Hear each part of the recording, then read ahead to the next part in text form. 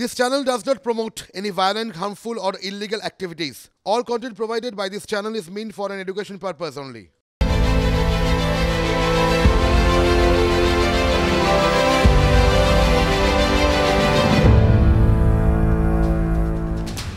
নমস্কার, আপনারা দেখছেন টিভি9 বাংলা।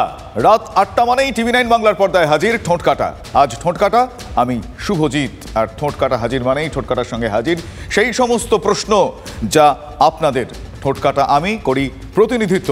আজও তেমন বেশ কিছু গুরুত্বপূর্ণ বিষয় দেখাবো। সেই সমস্ত বিষয় দেখার পর আপনাদের মনে যা যা প্রশ্ন জন্মেছে সেই সমস্ত প্রশ্নের উত্তর খোঁজার চেষ্টা করব। তার কারণ টিভি9 বাংলা শুধুমাত্র ঘটনা বা সেই খবর দেখানোর জন্যই খবর দেখায় না। টিভি9 বাংলা সব সময় আপনাদের পাশে, আর আপনাদের পাশে থাকা মানেই আপনাদের প্রশ্ন, আপনাদের ভাবনার প্রতিনিধিত্ব করা।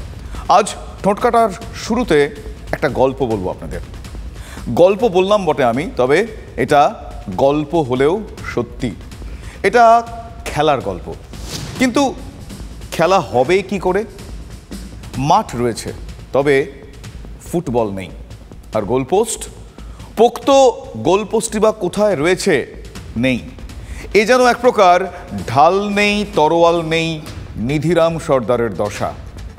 চেয়ে চিনতেও যে কিছু একটা জোগাড় হবে, সেগুলোও বালি।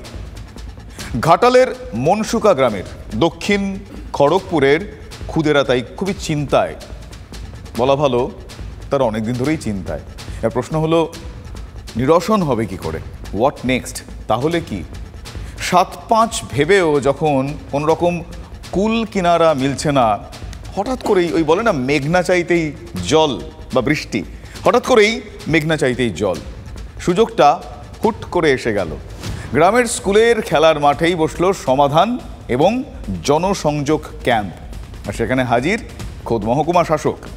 রাশভারী স্যারের কাছে আবেদনটা কে জানাতে যাবে? ঠেলে ঠুলে আর ৫ জন একজনকে পাঠালো। তারপর কি হলো দেখব। সমস্যার সমাধানে এসেছিলেন ঘাটালের মহকুমা শাসক সুমন বিশ্বাস।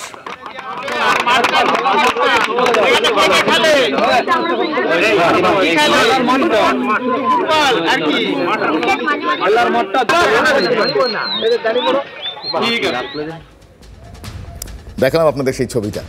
সমস্যার সমাধানে এসেছিলেন ঘাটালের মহকুমা শাসক সুমন বিশ্বাস। এমন আবদার কখনো শুনেছেন কি?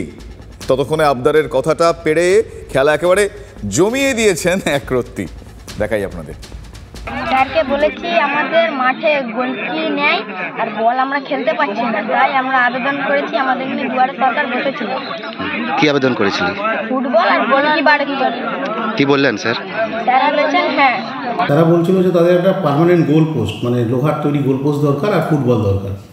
তো এই জিনিসটা আমার খুব ভালো লেগেছে। আমি সঙ্গে সঙ্গে পঞ্চায়েতকে বলেছি, পঞ্চায়েতে পুরনো টিউবওয়েলের পাইপ থাকে, সেগুলো দিয়ে অতি সত্বর একটি গোল পোস্ট বানিয়ে দেওয়ার জন্য এবং একটি ফুটবল, তাদের দাবি সামান্যই ছিল। খুব ভালো লেগেছে তাদের এই দাবিটা, কারণ খেলাধুলারও দরকার আছে, শরীরচর্চার দরকার আছে। এ তো গেল মাঠের খেলা। আর রাজনীতির খেলা?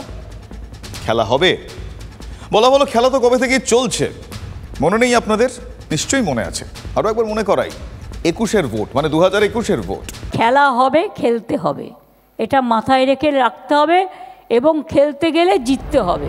আরেক খেলাও আছে, খেলা ভাঙার খেলা। তাই সকলে মিলে লড়াই করুন, ফুটবল খেলা উপভোগ করুন। আর আগামী লোকসভা নির্বাচনে এই ডায়মন্ড হারবার লোকসভাতে সত্যি খেলা হবে। আর সেই খেলাতে কংগ্রেসও। এই তো রাহুলের ন্যায় যাত্রাতেও মুর্শিদাবাদে খেলা হবে।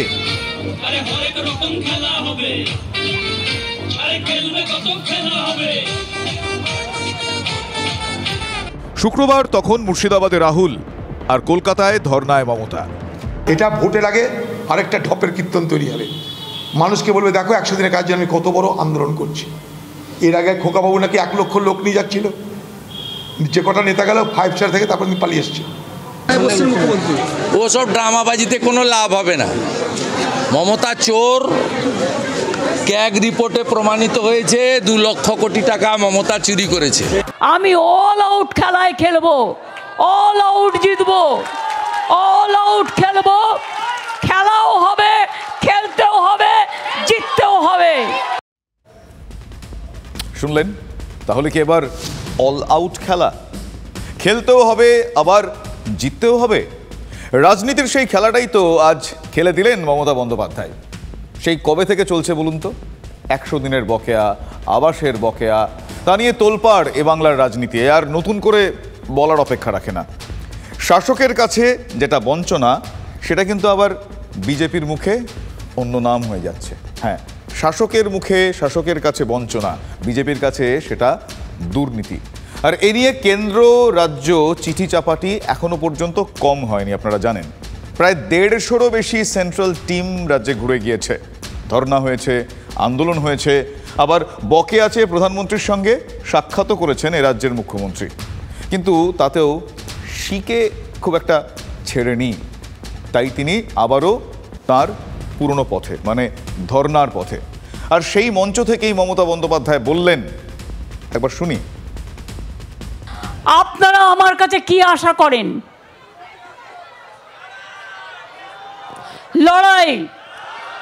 লড়াই তো চলছে, আন্দোলন তো চলছে। কেন্দ্রীয় সরকার ভাবছে বাংলাকে ভাতে মারব।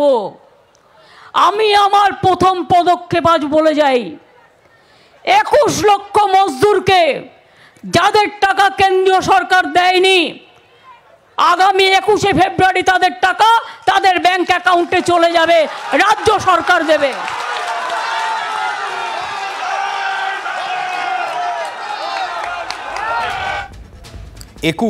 এই 21 কিন্তু খুব ইম্পর্টেন্ট এক্ষেত্রে। 21 তারিখ, 21 লক্ষের অ্যাকাউন্টে 100 দিনের বকেয়া। কি বুঝলেন আপনারা এই গোটা বিষয়টা শুনে? প্রতিবাদের আন্দোলন ইকুয়ালস টু মমতা বন্দ্যোপাধ্যায় কি? সেই কবে থেকে তো ব্যাপারগুলো চলে আসছে। আসুন আপনাদের আজ ঠোঁট কাটা আপনাদের আজকে এই গোটা বিষয় যেগুলো বললাম কিভাবে চলে আসছে, এটা তো একটা ক্রনোলজি। আসুন একবার এই ক্রনোলজিটা দেখি। শুরুটা হয়েছিল গত বছর 29শে মার্চ, 29-30 দুদিন রেড রোডে ধর্ণা। তারপর 21শে জুলাই এলো, সেদিন দলের শহীদ স্মরণের মঞ্চ থেকে দিল্লি চলোর ডাক দিয়েছেন অভিষেক বন্দ্যোপাধ্যায়। তারপর 2রা এবং 3রা অক্টোবর দিল্লিতে ধর্ণা, সেখানে ক্যাপ্টেনকে অভিষেক বন্দ্যোপাধ্যায়। কেন্দ্রীয় মন্ত্রীর সাক্ষাৎ তিনি পাননি। কলকাতায় ফিরে আবারও ধর্ণা। এবার কোথায়? এবার ধর্ণাস্থল রাজভবনের সামনে। আর সেই তারিখটা ছিল 5ই অক্টোবর। রাজ্যপালের সঙ্গে সাক্ষাতের পর ধর্ণা উঠল 9 তারিখ। পুজো মিটতে আবারও বকেয়া নিয়ে দাবি শুরু হলো। 23শে নভেম্বর সভা করলেন মমতা বন্দ্যোপাধ্যায়। তারপর 20শে ডিসেম্বর, সেদিন সাংসদদের প্রতিনিধি দল নিয়ে মোদি দরবারে মমতা বন্দ্যোপাধ্যায়। আর সবশেষে আবারও তার সেই চেনা পথে, মানে আবারও ধর্ণা। আর সেই ধর্ণা মঞ্চ থেকেই বকেয়া দেওয়ার কথা ঘোষণা করলেন মমতা বন্দ্যোপাধ্যায়। কেন্দ্র না দিলে, ঘোষণা করলেন তো বটে, কিন্তু কি বললেন? কেন্দ্র না দিলে বকেয়া মেটাবে রাজ্য সরকার। অর্থাৎ এক ধর্নায় শুরু, আরেক ধর্নায় গিয়ে কিন্তু সোজা ঘোষণা। ফলে আমরা যে কোনো ক্ষেত্রে বলি না যে একটা বৃত্ত সম্পন্ন হতে হয়, সম্পূর্ণ হতে হয়, বরং তো এক্ষেত্রে রাজনীতির বৃত্ত ওই কমপ্লিট হলো কি, সম্পূর্ণ হলো কি? ব্যাংকের অ্যাকাউন্টে চলে যাবে 21শে ফেব্রুয়ারি। আর আবাসন 11 লক্ষ ক্লিয়ার করেও করেনি। আমি আবাসনেরটা আজকে বলবো না, আমি ঠিক টাইমে আবার বলবো। বিশ্বাস রাখবেন, ভরসা রাখবেন। রাজ্যই মেটাবে বকেয়া, আর সেখানে ভরসার নাম মমতা। ক্ষতি কিছু নেই। আমরা তো টাকা ঢোকানোর বিরোধী নই, চোরেদের জেলে যাওয়ার পক্ষে আমরা। যারা 100 দিনের কাজ না করে, পুকুর না কেটে যারা লুট করলেন হাজার হাজার কোটি টাকা, আমরা তাদের জেলে দেখতে চাই। তাহলে খেলা হবে। শনিবার অবশ্য খেলাটা শুরু করেছিলেন কল্যাণবাবুই। মাঠে নেমে গেল, খেলা শুরু। খেলা তো শুরু হলো, খেলা হবে, খেলা শুরু হলো। খেলার তো অনেক খেলা আছে, সে খেলার নাম হলো চুকিতকিত খেলা। তা চুকিতকিতে চুটে ধরলো 200, বলো চু 200 kit kit kit kit kit kit kit kit. রাজ্য সরকারের ভান্ডারের যে অবস্থা, টাকা দেওয়ার ক্ষমতা রাজ্য সরকারের নেই।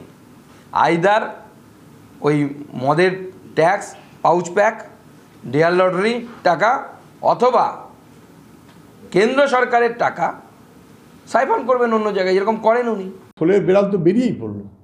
আমরা তো এই কথাটা বলছিলাম, টাকাটা তো এখন হঠাৎ করে আকাশ থেকে পড়েনি, এই টাকাটা তো আছে এবং ছিল। এতদিন দিলেন না কেন? যখন এখন দিচ্ছেন, রাজ্য সরকার নিজের ফান্ড থেকেই যদি দেয়, আমি যদি ধরে নিই, তাহলে এতদিন দেননি কেন? লোকসভা নির্বাচনে হার তো নিশ্চিত, যদি বালির বাঁধ দিয়ে রক্ষা করা যায়, সেই একটা শেষ চেষ্টা মমতা ব্যানার্জি। কত দাঁড়ালো? 72 ভাই, আমি কিন্তু মিমিক্রি করছি না, আমি কিন্তু বলছি 72। আমার বলার স্টাইলটাই, আমি কি করব? কিন্তু এসব চেষ্টা কাজ দেবে না। যত টাকা ঢোকান, প্রত্যেকে জানে আমার বাড়ির শিক্ষিত ছেলে বা মেয়ে, আমার ভাই বা বোন এই মমতার দ্বারা চিটেড হয়েছে। তাহলে খেলা হবে, আর সেই খেলাতেই কি ওস্তাদের মার শেষ রাতে? আমি সবাইকে বলবো, যারা আজকে এসছেন, জয় করে ফিরে যান বাড়িতে। আর 21 লক্ষ মানুষকে গিয়ে বোঝান, চিন্তা করবে না, তোমাদের কাজের যে টাকাটা দেয়নি, টাকাটা আমরা দেব, নিশ্চিন্তে থাকুন। তাহলে ওই ধর্নার শেষ বেলায় ওস্তাদের মাঠটাই কি দিলেন মমতা বন্দ্যোপাধ্যায়? এ প্রশ্ন তো করতেই হয়। মনে আছে আপনাদের নভেম্বর মাসের শেষ দিকটা? সেদিনও তো ছিল ওস্তাদের মার, এবং সেটাও শেষ রাতেই ছিল। অনেকে বুঝতে পারছেন, অনেকে আবার বুঝতে পারছেন। আমি একটু খোলসা করি। প্রায় 2500 জব কার্ড হোল্ডারদের অভিষেক বন্দ্যোপাধ্যায় দিল্লি নিয়ে গেলেন অক্টোবরের গোড়ায়, আর সেখানে গিয়ে তিনি ধর্না দিলেন। আর নভেম্বরের শেষে সেই আন্দোলনে অংশগ্রহণকারীদের আর্থিক সাহায্যও দিলেন। তাহলে অভিষেকের দেখানোর পথেই কি এবার হাঁটল রাজ্য? অন্ততপক্ষেই 2500 লোকের 2 বছরের পারিশ্রমিকের ব্যবস্থা যদি রাজ্য সরকার ছাড়ে বা ব্যবস্থা করে, তাহলে আমরা কৃতজ্ঞ থাকব। যদি রাজ্য সরকার করতে না পারে, আমরা দলের তরফ থেকে 1 মাসের বেতন দিয়ে আপনাদের টাকা আপনাদের ব্যাংক অ্যাকাউন্টে 2 মাসের মধ্যে 30শে নভেম্বর, অর্থাৎ 60 দিনও নেই, আজকে 3 তারিখ, 2 মাসের মধ্যে আপনাদের টাকা সরাসরি আপনাদের ব্যাংক অ্যাকাউন্টে পৌঁছে দেব। 3রা অক্টোবর বলেছিলেন দিল্লিতে, ডেডলাইন 30শে নভেম্বর। সেদিন খেলা জমিয়ে দিয়েছিলেন অভিষেক। আর কি, গ্রামে গ্রামে সেই বার্তা রটি গেল ক্রমে। আর চিঠি ও আর্থিক সাহায্য নিয়ে দল পৌঁছে গিয়েছিল বঞ্চিতদের দুয়ারে। আর বাকিদের টাকা? আমি দায়িত্ব নিয়ে কথা দিয়ে যাচ্ছি আপনাদের। সেই কথাও সেদিন বলে দিয়েছিলেন দলের নাম্বার 2। 6 মাসের আগেই এবার সেই বকেয়া মেটানোর কথা ঘোষণা করলেন মমতা। গ্রামে গ্রামে বার্তা দিয়ে দিন, 21শে ফেব্রুয়ারি আমাদের যে 21 লক্ষ 100 দিনের কাজের কর্মচারীদের 3 বছর ধরে টাকা দেওয়া হয়নি, তাদের কাজের টাকাটা আমরা তাদের ব্যাংক অ্যাকাউন্টে পাঠিয়ে দেবো। মমতার কৌশলে কি রাজনীতির খেলা হবে? পারে না তো, এটা কেন্দ্রীয় প্রকল্প। তো এই টাকা উনি যদি দেন, প্রথম কথা হচ্ছে এই টাকা দেওয়ার ওনার টাকা কোথা থেকে আসবে, সব থেকে বড় প্রশ্ন হচ্ছে এটা। দ্বিতীয় প্রশ্ন এটা হচ্ছে ক্যাডারদেরকে পোষণ করার জন্য, আমার যেটা মনে হয়, ক্যাডারদেরকে পোষণ করার জন্য মাননীয় মুখ্যমন্ত্রী একটা সিস্টেম বের করেছেন। ভাইপো সাংসদ তিনি বলেছেন যে আমি তো ধর্নায় বসেছিলাম, আমাকে তো ধর্না থেকে তুলে দিল মুখ্যমন্ত্রী, তাহলে এখন কেন ধর্না? তাহলে ধর্না ভাইপো দেবে না ধর্না পিসি দেবে, এটাতে আমাদের কোনো বাড়তি আগ্রহ নেই। আমি ধর্না প্রত্যাহার করতে চাইনি, কিন্তু মমতা বন্দ্যোপাধ্যায় আমার দলনেত্রী, তার যা নির্দেশ, তার যা আদেশ আমার কাছে শিরোধার্য। কিন্তু যে যাই ধর্না দিক না কেন, শেষ বিচারে 6 তারিখে দিল্লি গিয়ে একেবারে বিজেপি RSS এর নেতাদের পায়ে পড়বে, আমায় ক্ষমা করো প্রভু। ওই সবাই পাবে না, যারা ওনার পার্টির ক্যাডার তারাই টাকা পাবে অ্যাকাউন্টে। তারপরে যখন আমরা এই হিসেব টিসেব দিয়ে, ইউটিলাইজেশন সার্টিফিকেট দিয়ে কেন্দ্র সরকার যখন আবার টাকা দেবে, তারা ডবল টাকা পাবে। কেন্দ্র টাকা দিলে ডবল টাকা, সেই জবাবটাও তো দিয়ে দিয়েছেন মমতাই। ভিক্ষে চাই না, আমরা জয় করতে চাই। আমরা কথা দিলে কথা রাখি। টাকা কোথা থেকে আসবে? মানুষের টাকা, মাটির টাকা, মজুরির টাকা, কাজের টাকা। দেখুন, এই কথা কিন্তু বলতেই হয় যে 24-এর লোকসভা ভোটের আগে জমজমাট রাজনীতির খেল। তাহলে সেই প্রশ্নটাই করি, আবার খেলা হবে? মমতা বন্দ্যোপাধ্যায় তো বলেই দিয়েছেন যে খেলা এবার হবে, এবং শুধু খেলা হবে না, এবার তিনি বলছেন খেলা এবার অল আউট। আমার দিক থেকে কোনো আপত্তি নেই, আমি অল আউট খেলায় খেলবো, অল আউট জিতবো, অল আউট খেলবো। খেলাও হবে, খেলতেও হবে, জিততেও হবে। মমতা বন্দ্যোপাধ্যায় অল আউট খেলবেন না কি খেলবেন, খেলুন, কোনো অসুবিধা নেই, কিন্তু ওনার সব নেতারা আউট যে হবে সেটাকেও সবাই বুঝতে পারছে, সেটা নিয়ে কারো কোনো সন্দেহ নেই। যাই ধর্ণা দিক না কেন, শেষ বিচারে 6 তারিখে দিল্লি গিয়ে একেবারে বিজেপি RSS এর নেতাদের পায়ে পড়বে, আমায় ক্ষমা করো প্রভু। নাগরিক আইনের ঘুম ভাঙবে, যখন ভোট আসবে তখন NRCর ঘুম ভাঙবে। ঘুম না ভাঙলেও ওদিকে মোদি এদিকে দিদি, সকাল সকাল নাগরিক আইনের আর NRCর চোখে মুখে জল ছিটিয়ে বলবে চল ভাই এবার বাজারে যেতে হবে ভোট কুড়াতে। তারা এবার আউট হয় জনগণ করবে, না হয় কেন্দ্রীয় সংস্থার হাতে ধরা পড়ে জেলের ভেতরে গিয়ে থাকবে। ওদের লিডাররা ডাইরেক্ট বলে আরো বেশি করে অ্যারেস্ট করো। হেমন্ত একটা ট্রাইবেল লিডার, হেমন্ত সোরেনকে অ্যারেস্ট করেছে, অরবিন্দের পেছনে লেগে আছে, কখন যে কার পেছনে লাগবে তার কোনো ঠিক নেই। চোরেরা আক্রান্ত হচ্ছেন এবং চোরেরা জেলে যাচ্ছে, তাই মমতা ব্যানার্জি জানে রাঁচি থেকে দিল্লি হয়ে কলকাতার পালা, তাই তিনি পালা করে প্রতিদিন জেল ভাঙবো, জেল ফুটো করব, এইসব কথাবার্তা তিনি বলতে শুরু করেছেন। আমাকে চিঠি দিয়েছে 2003 সালের থেকে তোমরা রিপোর্ট দাওনি। আরে ভাই, তখন আমাদের জন্মই হয়নি, আমি জানি না কি করে সব করে। ফিয়ার সাইকোসিস কাজ করছে, তাই আর্তনাদ করছেন হেমন্ত গেছে, কেজরিওয়ালের পালা, তারপরে কি সব অংশ আমি।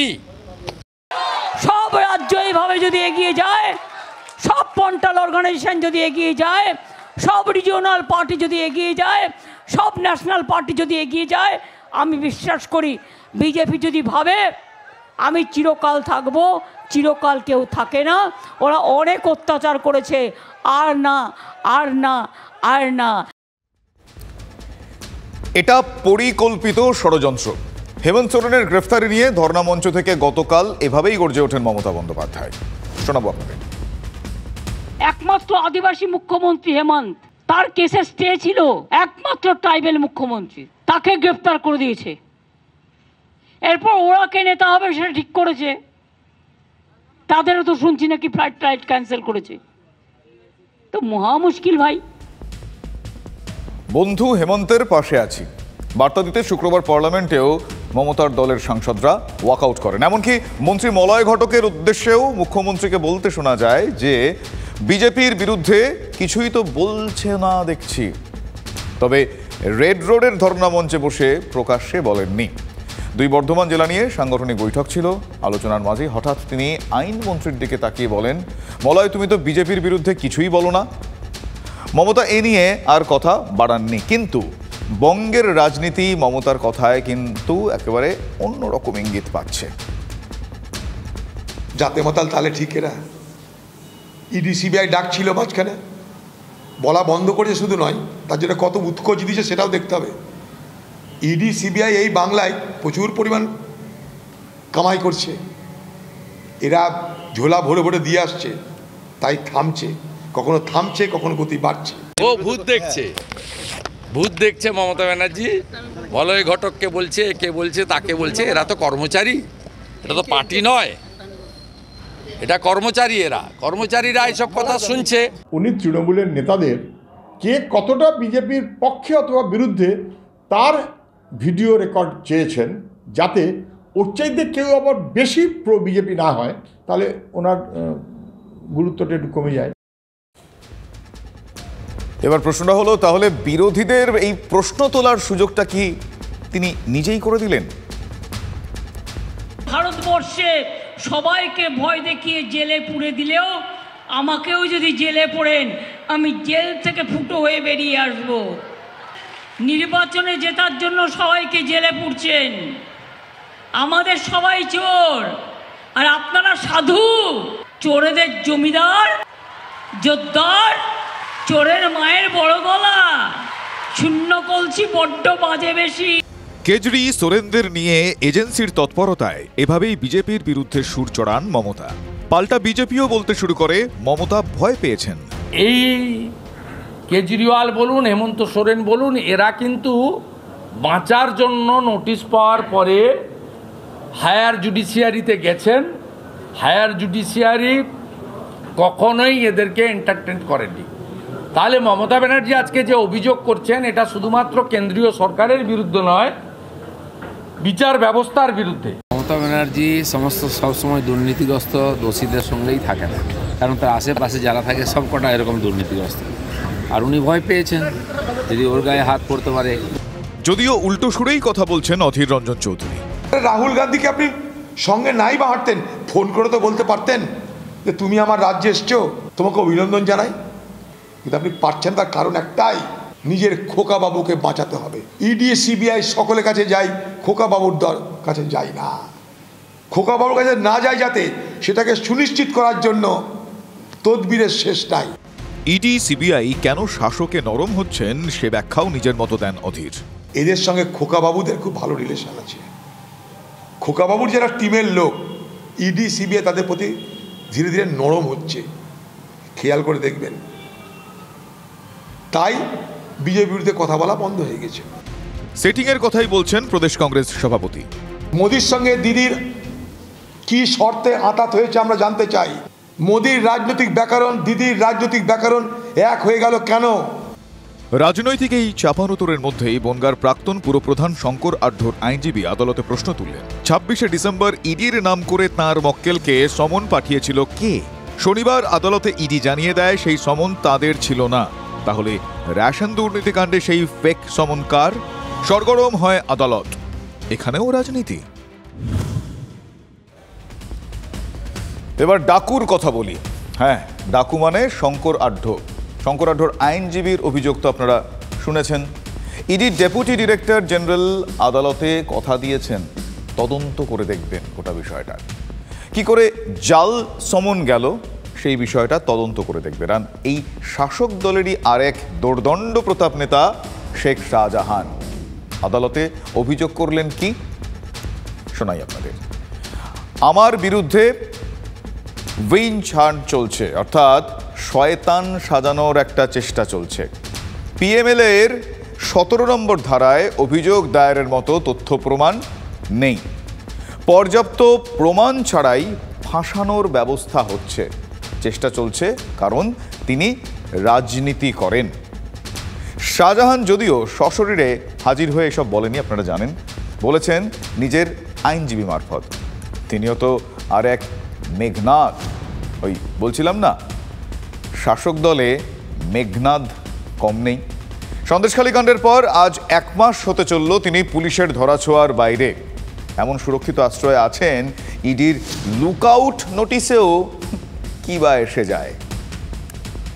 হেমন্ত সোরেনকে যারা ধরে আনতে পারে, চিদম্বরমকে যারা ঘাট ধরে তুলে নিয়ে আসতে পারে রাজনীতির জন্য, কারণ বিজেপি বিরোধী ওরা, সেই তারাই ইডি বিজেপির সঙ্গে তৃণমূলের সখ্যতা বলে 1 মাসের মধ্যেও কিন্তু শেখ শাহজাহানদের খুঁজে পায় না। যতদিন বাংলায় থাকবে নূরজাহান, গ্রেপ্তার হবে না শাহজাহান।